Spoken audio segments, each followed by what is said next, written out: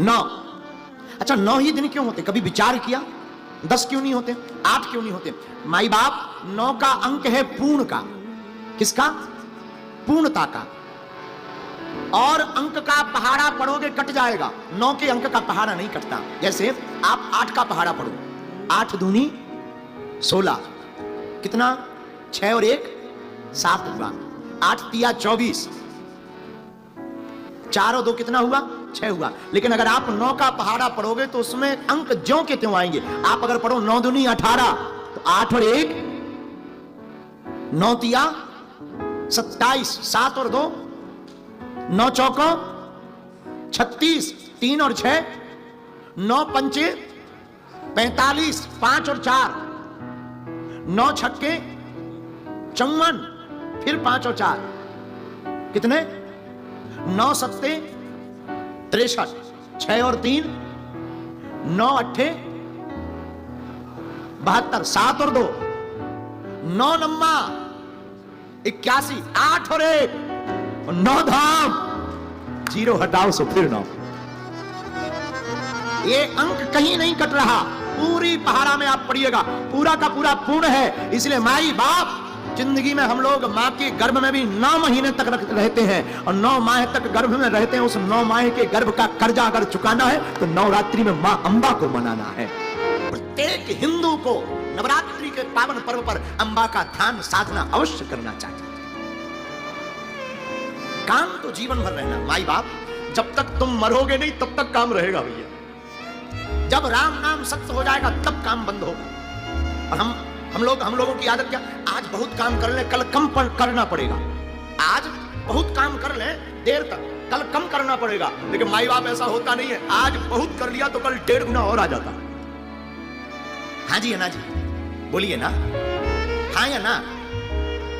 इसलिए मेरे पागलों, मां का नाम बड़ा क्या? नाम उमा, नाम उमा अंबिका भवानी, सुंदर सहज सुशील सयानी, नाम उमा।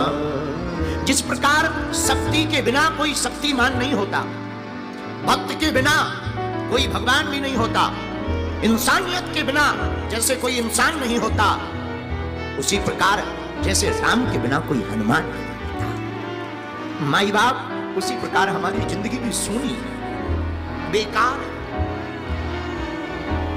जिसने अपनी जीवन में मां की छत्र छाया नहीं पाई, मां के आशीर्वाद को नहीं पाया, उसकी जिंदगी किसी काम की। हम आपको एक चरित्र सुनावे। आज सुबह हम एक चरित्र पढ़ रहे थे अंबाजी का ही, बड़ा पावन चरित्र लिखा। एक सेठ जी थे मंदसौर के, नाम था उनका अखेराम जी। बड़े अच्छे सेठ थे, साहूकार थे, संपत्ति खूब थी। आप इतने बड़े व्यापारी थे कि विदेशों में जहाज चलते थे। पुराना जमाना, जहाज पर बिजनेस होता था। यहीं सूरत से, मुंबई से, कोलकाता से, आदि आदि शहरों से जहाज जो जाते थे, उन्हीं से बड़ा लंबा चौड़ा व्यापार था उनका। उन्होंने दाता क्षेत्र में अपने इस पावन तीर्थ अंबाजी के बारे में बहुत सुना था। एक बार धोखे से वो यहां दर्शन करने आ गए, बड़े आनंदित भये। कुछ दिनों बाद उन्हें व्यापार के निमित्त विदेश जाना पड़ा, तो अंबाजी को प्रणाम करके कहा, मां हमारे व्यापार की सफलता देना, हम जा रहे हैं, देखना महिमा। प्रणाम करके चले गए, खूब विदेशों में व्यापार किया। वापसी में पूरा जहाज माल भर करके लाए। 2-4 सहपाठी मित्र, मुनीम, कार्यकर्ता और स्वयं सेठ जी जहाज में आगे बैठे। जहाज चला जा रहा है। रात के यही कोई 9 बजे होंगे। शक्ति अंक में इस कथा का वर्णन आया है। रात को कोई 9 बजे होंगे और समुद्र के मध्य में एक घटना घट गई। तूफान आ गया। तूफान आ गया तो जहाज फंस गया। जहाज फंसा तो जहाज चलाने वाले व्यक्ति ने कहा, सेठ जी अब तो भगवान ही बचा सकते हैं, तूफान खतरनाक है। और पानी कहीं अगर जहाज में थोड़ा भी भरने लगेगा तो जहाज पहले से ही खूब भरा पड़ा है, जल्दी डूब जाएगा। एक बात बोलें, समुद्र में हजारों गिलियन पानी होता है, लाखों करोड़ों गिलियन पानी होता है, लेकिन समुद्र एक छोटी सी नाव को तब तक नहीं डुबा पाता जब तक समुद्र का पानी नाव में ना चला जाए। वैसे ही हमारी जिंदगी में लाखों करोड़ों संकट हमारे सामने आ जावे, पर हम तब तक नहीं बहक सकते जब तक उन संकटों को अपने मन में नहीं रखेंगे, और मन में नहीं रखेंगे तो संकट तुम्हारा बाल बांका नहीं कर सकते। तुम्हें डरने लगा, सेठ जी भी बड़े डर गए कि कहीं मर ना जाए। इस दुनिया में बड़ी आपत्ति यह है कि कोई मरना नहीं चाहता, और हद मजे की बात यह देखना कि दुनिया में कोई मरना नहीं चाहता, पर मरना सबको है। बूढ़े आदमी से भी पूछो, 86 साल का बुढ़ा हो, 80-85 साल पार कर गया हो और मर रहा हो, एकदम बिस्तर पर पड़ा हो, उसके पास भी जाओ, हाथ जोड़ के कहते हे भगवान हमें बचाओ। तो सेठ जी की आंखों में आंसू आ गए, अब तो मरना तय है। माई बाप रोते रोते उन्होंने अंबाजी का ध्यान किया।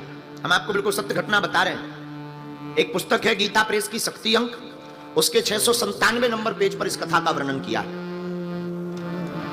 सेठ अखेराम जी ने प्रार्थना की, हे दाता क्षेत्र की अंबाजी, हमारी जितनी संपत्ति है हम उस संपत्ति का आधा दान आपको दे देंगे, लेकिन कृपा करके हमारे प्राण बचा लो। और दान इसलिए नहीं देंगे कि लालच देंगे या घूस, मां उस दान से हम जगत का कल्याण करवाएंगे, पर कृपा करके हमारे प्राणों को बचाओ। और हृदय की भाव की पुकार मां सुन लेती। माई बाप बेटा कैसा भी कपूत हो गए, कभी उसने स्तुति ना की हो, कभी उसने प्रार्थना ना की हो, कभी उसने ध्यान ना किया हो, कभी जप तप ना किया हो, लेकिन कोई हृदय से पवित्र भाव से मां अम्बा को जो पुकार लेता है, मां सभी नियम तोड़ करके उसकी लाज बचाने चली आती है। और उन्होंने सच्चे हृदय से कहा, मां हमारे प्राण बचाओ। और माता रानी से रहा नहीं गया। माता रानी की ऐसी कृपा हुई कि भगवती ने अपने त्रिशूल की नोक से पूरे जहाज को समुद्र से बीचों बीच से हटा करके फेंक दिया, और आकर के समुद्र के किनारे वो जहाज लग गया एक झटके में। सेठ जी बड़े चौंके। गुजरात में ही समुद्र के किनारे उनका जहाज लगा। तुरंत भागे भागे अंबाजी आए, जगदंबा के दरबार में आकर के अपने संकल्प को पुजारी जी को बतलाया। महाराज हमने ऐसा ऐसा संकल्प लिया था, और पुजारी जी को पूरा वृतांत बतलाया। तो पुजारी जी बोले हो सकता है भगवती की कृपा है। लेकिन जैसे ही पुजारी जी ने माता रानी का पट खोला तो क्या देखते हैं, भगवती की पोशाक गीली है। और इतना ही नहीं, केवल पोशाक गीली नहीं, जब उस पोशाक को लेकर के निचोड़ा गया और उस जल को जब जीभ से लगाया तो वो खारा निकला।